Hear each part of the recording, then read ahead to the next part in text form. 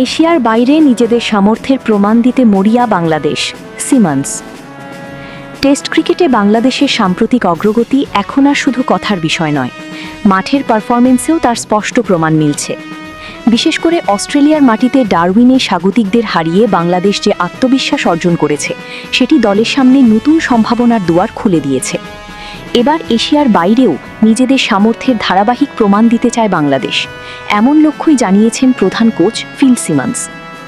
সিমন্সের মতে, দেশের মাটিতে বা এশিয়ার কন্ডিশনে ভালো করার পাশাপাশি বিদেশের কঠিন পরিবেশে নিজেদের মান প্রমাণ করাই বাংলাদেশের পরবর্তী বড় চ্যালেঞ্জ।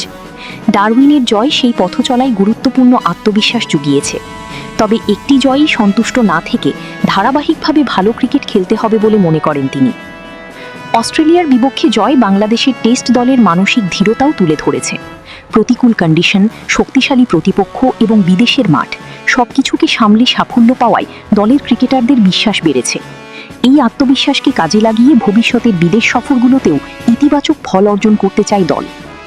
সিমন্সের পরিকল্পনায় ব্যাটারদের ধৈর্য এবং বোলারদের ধারাবাহিকতা বিদেশের মাটিতে সাফল্যের অন্যতম চাবিকাঠি।